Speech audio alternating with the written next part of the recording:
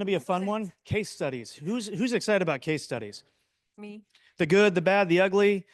She's already mentioned this. Not every patient or every client gets results, right? And I think sometimes we were talking about this when you were actually creating this, that everybody wants to see the case studies that like are dramatic and change and positive, but we also have to realize that we're practicing medicine, right? And we already talked about practice doesn't make perfect, right? Practice makes improvement, it makes changes, and not everything's going to work, but it's beautiful to be able to see what people have gone through so that we can learn from the things that they've done. And who else better to learn from? I'm building you up because you should be built up. This woman is amazing, by the way. Yes? Yes? Come on. Yes. Rhonda, thank you so much. And I'll let you take it from here. All right. Do we know each other enough now that I can kind of an off-color comment here? When we were talking about MAHA and Make America Healthy Again, in my men's clinic, MAHA stands for Make America Hard Again. So that's it. I said, we're going to trademark that and it's going to be on our shirts. It's going to say Sculpt MAHA. I was like, Sculpt is the name of our clinic. So anyway, to be continued. And I do want case studies shared with me. I was hearing some amazing stories about clients, different scenarios, different diagnoses. So please share those, put them in the chat for everybody to see more than just coming up to me, put them in the WhatsApp group, because I'm sure if you have questions, probably more than you have that. There's more questions than that. The case studies, again, I wanted to call it the good, the bad, and the naked, but it wasn't good to go. Our Fit 3D scanner gives some good detail if you ever have seen a Fit 3D, literally a 3D image. So I'm not going to be sharing those. That's what the patient sees. And so we'll just do the stick figures. So starting, 39-year-old female, history of lupus and osteopenia at 39, already diagnosed because of lupus, steroids, hysterectomy and a single oophorectomy already, steadily gaining a weight since she had her hysterectomy. How many hear that story? Oh, all the time, all over body pain. She described to me that she would lay in bed with 10 out of 10 body pain and not even really know where she hurt because she hurt so bad everywhere. And she didn't know what to do about it. She just had a heating pad and that's how she lived. And this was she's in her mid 30s at this time in life. And she couldn't figure out, she's a college professor and she couldn't hardly even do her work. And she sat in front of me actually the day before I came here and was just like ranting and raving about how this has changed her life. And so for these people, I don't hesitate to use the word life-changing. May 24th to April 4th, 2025. This is what we see on our Fit 3D dashboard. So you can look up here, and this says body composition. I apologize that it doesn't come through very clearly, but she went from 44% body fat, is now down to 36. She's not at her target weight, and she knows she's definitely not at her target body fat. Down 43.7 pounds. And so starting at a little over 200 down to 157. She's 5'2", so her target is about 20 more pounds or so. But more importantly, we watch this body composition. So this line right here is fat mass, and this is what they call lean mass. I wish they wouldn't use that term. I prefer fat-free mass, so it's everything that's not fat. That's the bones and the water and everything. So when we're looking at that, and then you can see the trends over here. These lines are different trends of, and they're different colors. And so she's down 11 pounds of lean. But when you think about that some people are like, oh, that's too much. But you think about autoimmune disease and you think about inflammation, and she definitely had a lot of that. She works out. She got off of her hydrochloroquine, her lupus meds. We haven't been doing labs on her because she has a bunch of other doctors, and so, but she says everything looks better, and all of her doctors are like astounded. Had 8 out of 10. Her average was 8 out of 10. Now she's a 0. She has 0 days of pain. Works out with hand weights and resistance bands on a vibe plate. And that's one of the things that you can also recommend for your osteopenic and osteoporosis patients. That vibration plates are super good to increase bone density. We have 2 in our clinic, but she purchased 1 to have at home. She does hit her targets of 140 to 160 grams. She is very adamant about her body composition, so she's hitting those on the regular. And she's currently at a dose of 2 milligrams. She never escalated. She's continuing to lose. But look at the time frame. We're talking a year, and it was 47 pounds. She never got discouraged, but that's what we see. It's average, especially long term. And people who start out with metabolic challenges, they're going to be slower starters. Some seem to start super fast, but a lot of that is your inflammation, right? Your swelling and all that. So she is one of our raving fans, even though if you didn't know her and you just saw her, you wouldn't think that she's been a semaglutide superstar. And this is semaglutide. 39-year-old female, wanted to lose weight for her wedding, and so far has lost 89.5 pounds. Been spectacular. She has just been a rock star steadily. Look at her weight loss curve right here. This is weight loss. Like, that is amazing. She is dedicated. She wanted to do this. We kept trying to push her onto ongoing weight management because she's been in our program. Oh my gosh, when did she start? Early 2024. So she's been in over a year, and we're kind of like, don't you want to transition? And she's like, nope, not until my wedding. I need the accountability. I love checking in. I love seeing this. I want to talk to you guys. And so she is almost there. And you can see this blue is the current. When you were looking at a Fit3D dashboard, you can choose the date. So you can choose your starting date, and then you can choose whatever date. You can choose both dates. So you can choose last month and this month, your very beginning and this month. And then this is what we call overlay. So the blue is what she did this on that day, and then the gray one is the before. So that's really motivating to people because more than weight, they just want to be, they want those inches gone. And you can just see it with the stick figure view. So starting weight 254, current 165. Not really any, we didn't do a big metabolic workup on her. Obviously, at over 250 pounds, there's got to be something going on. My guess, because of her excellent response, insulin resistance, right? And she got into the lifestyle. She did the eating, did the working out, did the walking, adamant about her water intake, and she's done great. Her wedding is June 28th, so she's super excited. She's thinking she's probably going to be down under 160, as she's never been in her life since elementary school. So this doesn't really fit into the weight loss paradigm, but I share it with you because it's an interesting case, and I'm challenging you to think outside the box.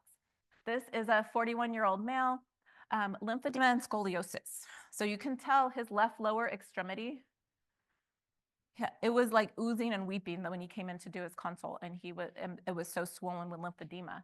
He wanted to lose weight. He has a really good attitude. And so we were like, yeah, let's do this. Starting weight at 289, and had been steadily losing weight. You can see he had a big weight loss right here. It was like 10 pounds in 1 month, but look at the edema had gone down a lot. And then he disappeared. So I really can't tell you. Since February, I was like, where has he been? And they do live out of state. We're in the southeast corner of Washington, and so I have patients from Oregon that come in. It's a little bit more of a drive. His wife was also on the weight loss program, and she did well, and then stopped. And so I have a feeling that's why he stopped coming, because they weren't coming together anymore. But think outside the box, like what other inflammatory, what other autoimmune conditions could possibly be influenced. And again, we're not making promises, we're not, curing, we're not doing anything like that. But think about how these people can be helped, because he didn't really care, like if he wasn't looking to wear a Speedo on the beach or anything. He really wanted his leg not to be swollen anymore, and he got that. But I'm afraid if he comes back, that we're gonna have to restart. 46-year-old female, hypothyroid. We see a lot of that, even subclinical hypothyroid, right? TSH3, TSH4, doctor says you're fine. Levo for years, vitamin D, just usual meds, nothing spectacular. Would never eat more than 90 grams of protein a day. So this is kind of a success story, but she's one of those challenging ones, but never did the things. Struggle with sleep. Her mom has dementia. I mean, there was just all of this stress. Every check-in was a stress. It's just so stressful. I can't right now. I can't. She did lose 4 pounds, but not the right kind of weight. Because if you could see her body composition, and I wish this was clearer, I apologize. She lost 23 pounds of fat and 19 pounds of lean. So she's almost 50-50. Our goal, I would love less than 20%. That's what I would love if we had less than 20% of lean mass loss of the total weight loss. She's almost 50%, which is, I looked at that, it just made me sick. I'm like, ugh. And we've been coaching her and coaching her and coaching her. But she's at a place where she's happy with her weight loss and she's not going to do anything different right now. So yeah, no more than 30. I would really, really prefer 20 or less because that is the healthy way to do it. So now we're talking about age, right? I tried to throw in a bunch of different ones. 69-year-old female. So age is a risk, not a risk factor, but a problem with weight loss usually. Becoming more insulin resistant, usually a lot of comorbidities. Not necessarily. Starting weight was 270 pounds on July 30th. Current weight, 210 pounds on April 8th of 2024. Like, this was spectacular. Menopause, hypertension. She had all the things. Hysterectomy, pacemaker, bladder repair, blah, blah, blah. Look at all these meds. Actually, hyperthyroid. Hemoglobin A1C at her lab was 5.9, and she was prescribed Ozempic, but couldn't afford the greater than $1,000 a month, so she came to us. Started in July. In February of this year, her A1C was 5.4, and she's down 59 pounds in 34 weeks. I was like, what are you doing? She's like, eating protein and lifting weights. I'm like, yes. So she has lost only 12 pounds of lean. She's down 12 of lean and all of 46.9 pounds of fat. And you can see that on her Fit 3D. And it's life-changing for her. She's more mobile. She can play with her grandkids. She's not as self-conscious. So again, I've had 85-year-old people on this and do well. You have to titrate them slowly. You really have to peddle protein because they have not their whole life probably been eating that much protein. Dentition could be a challenge. Finances could be a challenge if they're on a fixed income. So those are all the things to think about. And you guys can set yourself apart. You can be the clinic that gets the results in a healthy way. And nobody's going to ask your clients, like, I did cosmetic dermatology for a while. But nobody's going to be like, oh, where'd you get those lips done? It's going to be, they're going to notice that people are losing weight and they're doing it in a healthy way. They look good. They feel good. They're stronger. And so that's the clinic they're going to want to go to. We recently had, if you guys follow us on social media, Sculpt Tri-Cities, we recently had a client post an unsolicited testimonial with photos, and underneath of it, people are commenting, I want to go there. Where'd you go? How do I get it? And it was awesome. It was like, yes, this is what we're after. We want people to be happy. We want them to be healthy. She looks radiant. She looks glowing. I actually think this is my last one. I knew this was going to be shorter than my rest. Oh, no. Oh, there it is. Thank you, Adam. I didn't realize she just posted it yesterday, so I wasn't sure if I was going to be able to get my slide in here. So this is her. She posted that on her social media, and she's been a long time Sculpt client, even before I was at Sculpt. And so this is the 3D version of the Fit 3D. And so you can see how there's a lot more detail. And I didn't do the overlay, but she is down 52.5 pounds, 11 of lean and 41 of fat. And that was in a year, May 24 to April of 25. And she says, here's to swimsuit shopping and not being so terrifying. I also have an amazing RN. She mentions it, my RN, her name is Sarah, and she does most of the weight loss check-ins and coaching for people, and everybody loves her because she's just a very kind and generous soul. And so that's who she's talking about in here. Not only have I lost weight, but all my lab work is showing improvements as well. So it's totally doable for you guys. You guys can have raving fans too, and really encourage that social media outreach, because that word of mouth is way more valuable than spending $1,000 per lead, right? It's like, I know Lindsay's going to talk about all the business stuff, but when we talk about lead generation, it's going to be super important. That word of mouth is in there. And I know that is my last slide. Thank you. There's my social too. Adam, see, he's not even here. Run, you guys, run. 9 people, go. I'm done. Go. Go get some caramels and chocolates. Those are so good. Don't hurt each other. And tell Adam to come back. Anybody have any questions? I will take questions. Yes.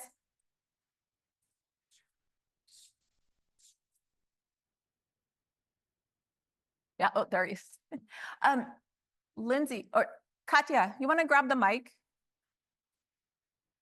Adam, you want to grab somebody, anybody? Will you grab the mic for questions? I should have warned you that was going to be a short one. We're going to get back on track. I'm trying. Just curious to hear your, strategies for the biggest thing that I see is constipation, a Yeah. real struggle for people. Mhm. And, I like your focus of trying to avoid additional medicines. So I'm just curious what you've come up Yeah. with that. Hydration, so waist stress, 80 ounces of water and electrolytes, element, something that has an adequate amount of sodium. We talked about natriuresis and losing water through the kidneys. So element, trace minerals also on full script has a good amount of sodium in it. And then magnesium citrate is one of the game changers for that. 2 capsules, starting 2 capsules at bedtime and then increasing by 1 capsule a night until we talked about this desired effect. And then if it's more than desired, then we cut it down. And exercise, movement, right? Anybody have any good, oh, go ahead. Wait. Oh, sorry. Run, Adam, run. Live stream, I promise I'll get on and I'll answer questions. I know I answered like 15 already, but I'll get back on for you guys, okay? Okay, so for your weight loss program, everything that you recommend is in addition to your program. It doesn't come with the program, correct? So we'll talk about pricing strategies, but yes, we have a program fee and then nickel and dime them. No.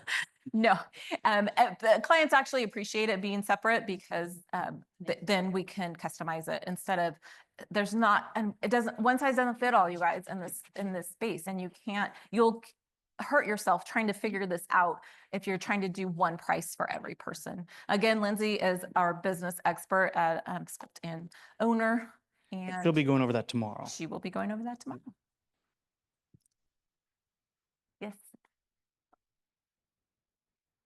Run, Adam. Sorry.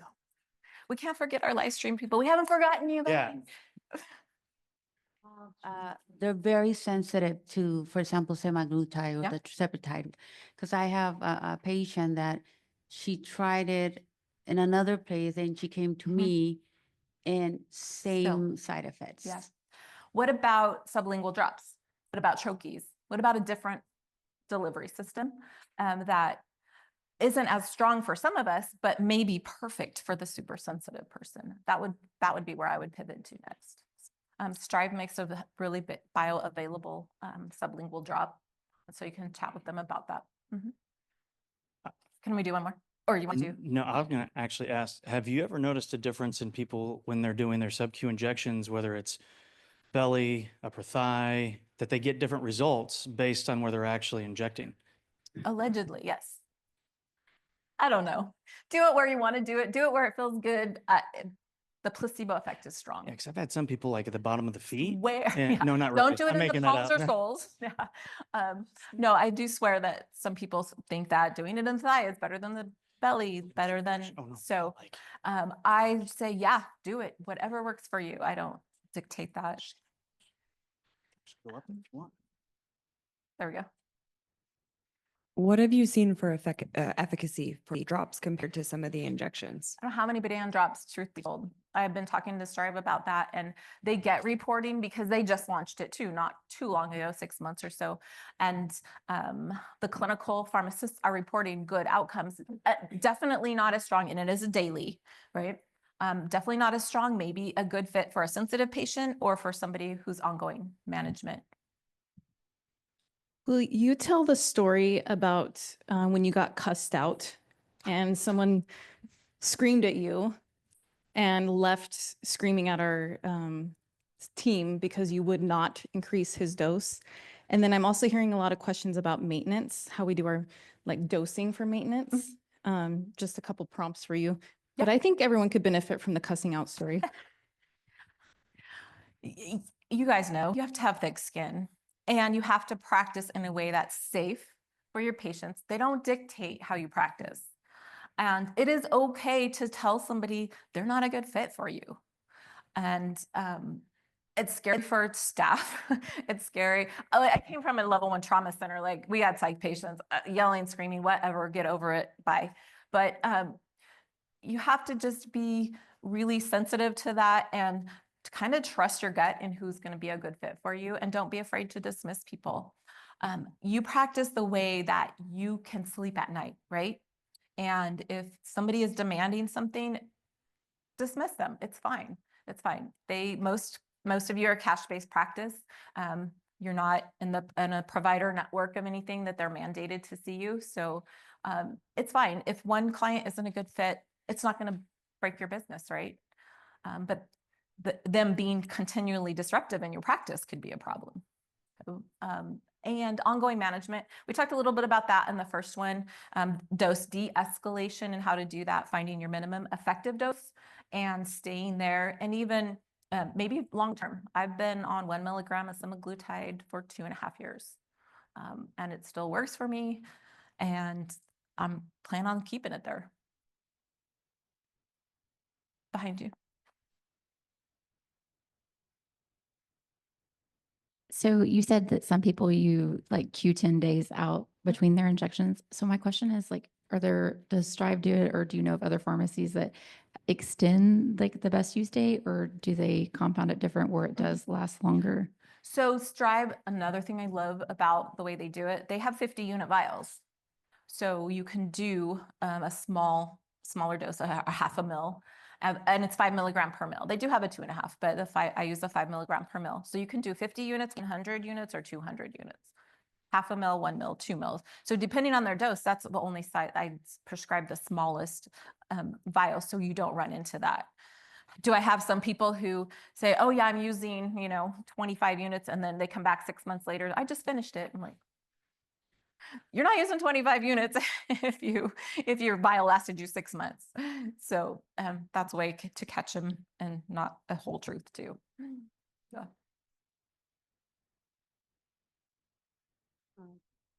Okay.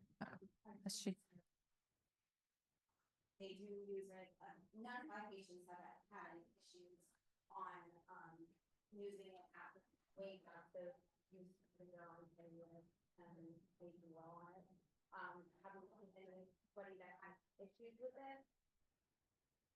Using it way past the best used by date. Oh, it's far. Okay, I was like, I'm trying to understand the question. So the question is, have I seen problems with patients using it past the best use date? And I haven't.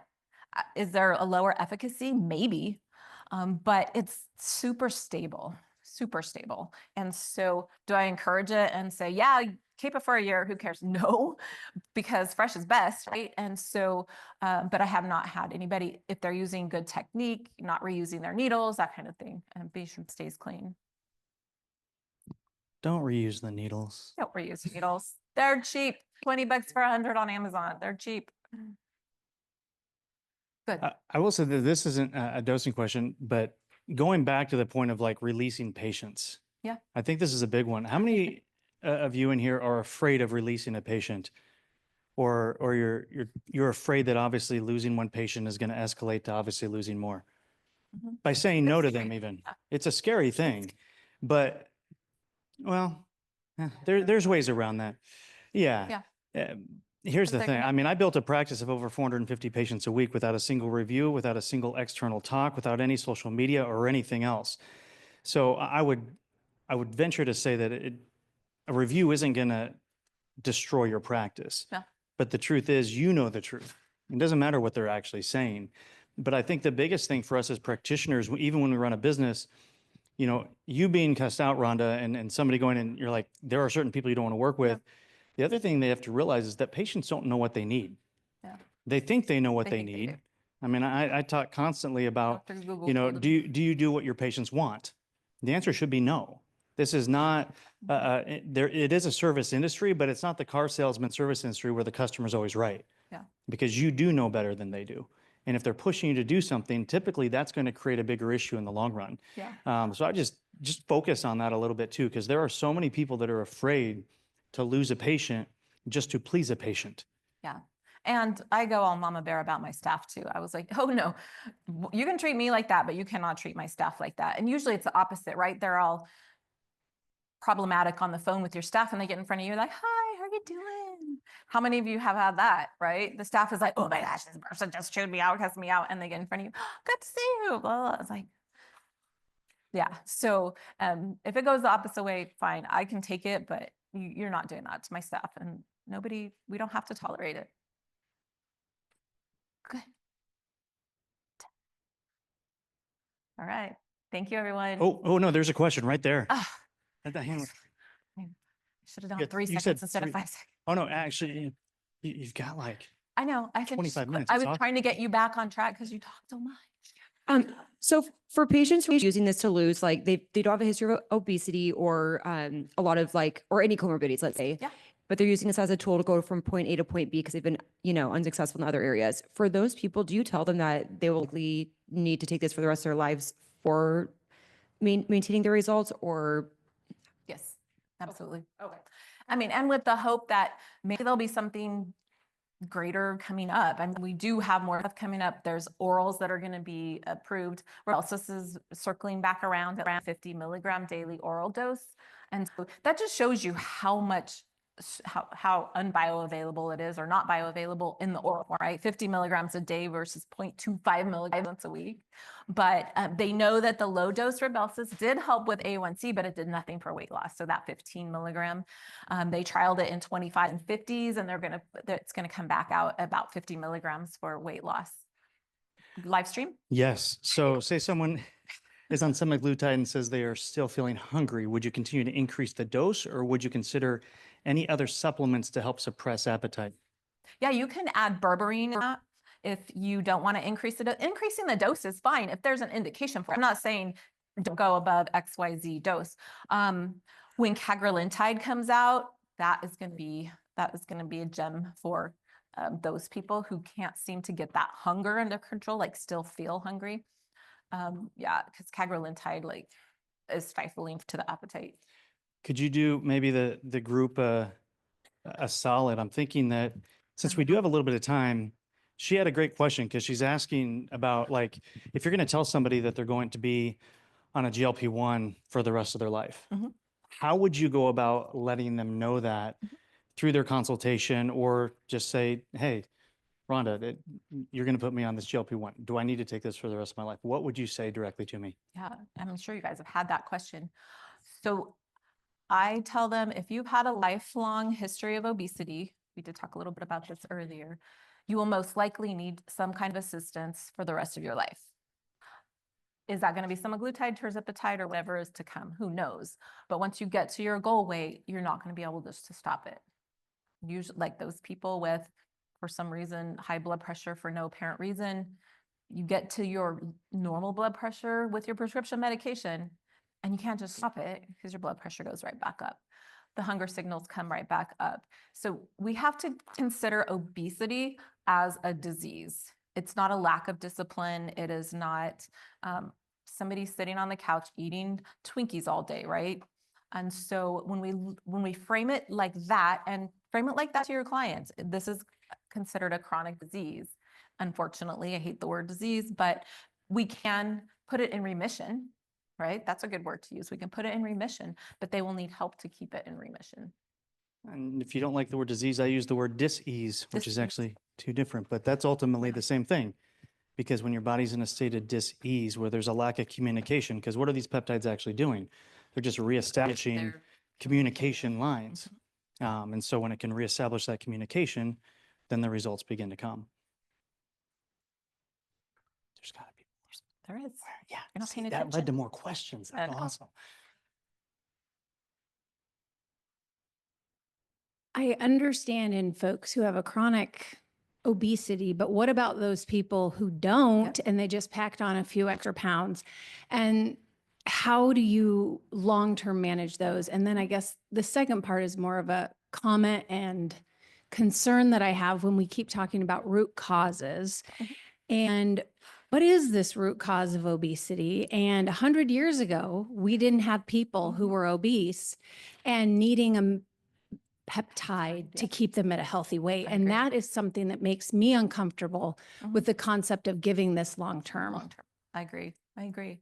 Well, if we could change the food supply, then we could really help. But the lifestyle, our sedentary lifestyles, working from home, computers, we're not doing manual labor, so we're not getting the physical exercise. We have food chemists making hyperpalatable foods that make you like turn on the same brain centers as cocaine. And so you can't stop. Like I could darn sure plow through a bag of barbecue chips, but can barely eat a whole fillet, right? Because that hyperpalatable, that salty, that MSG, like it really makes you want more and more. Whereas a steak is just protein and fat and you feel full a lot faster. So yeah, for sure. If you are somebody who is like trying to lose that last 10 or 20 pounds, then this may not be a lifetime thing, which is amazing. And a lot of times it's a hormone thing, right? That's the perimenopause, low testosterone, even maybe a stressful lifestyle change, a surgery, something like that, that just threw people off track. And once they can get out, get physically active again, maybe they live in a food desert. Maybe there's access problems to the kind of food that they should be eating, or an educational gap in that they don't realize that cornflakes really isn't a healthy breakfast anymore. So there's so many variables in there, but I definitely think that those people in that 10, 20 pound goal, like that window frame, will be good going off of it if they get the lifestyle dialed in. I don't know if you'll be talking about this tomorrow, but I'm done. Oh, no, don't go. Speaking of hormones, what lab tests would you have somebody get if you just wanted to check basic hormones for men's testosterone, for women's basics? Can you go over that a little bit? Yeah, that's a lot. Are you ready? Get your pens ready. All right. Free and total testosterone, ultrasensitive estradiol, progesterone. This is also being recorded. So your basic testosterone, progesterone, estradiol, you have to get the free testosterone, okay? Free is the most important. TSH, free T4, free T3, thyroid antibodies. I always do also a hemoglobin A1C, high sensitivity C-reactive protein. Those are the bare bones. I do also like over 50 a PSA for men and a ferritin, a CBC. It's a bare bones. I do also, because we offer peptides, do an IGF-1. So you can get your growth hormone secretagogue peptide baseline there. If their IGF-1 is 120, you know that they're going to need some growth hormone help for body composition recovery. Did I miss any?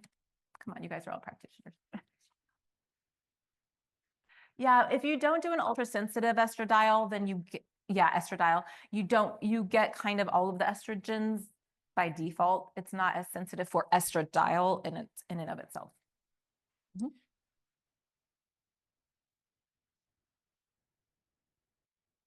Do you ever add on prescription medication in addition to GLP-1s like Contrave on top of that, or anything along those lines? I haven't.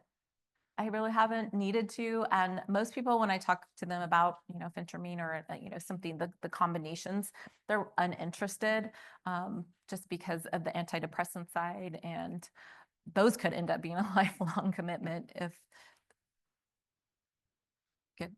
those could end up being a lifelong commitment. Is there any info on how the GLP-1s, when they're compounded with other medications, how that works with them? Is it like synergistic or anything like that?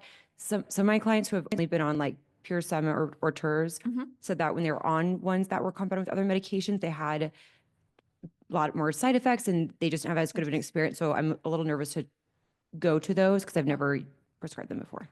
So what were the other compounded, what were they compounded with that they had more side effects?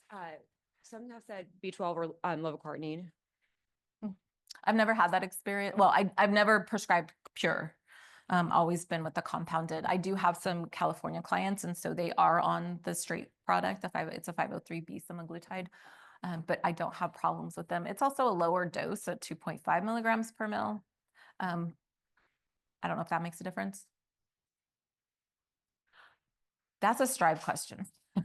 Yeah, but I'm sure like that there could be, and it could be that sometimes it's with cyanocobalamin, and so if you're sensitive to that, like there's and even though the dose in there is minuscule, still could be that.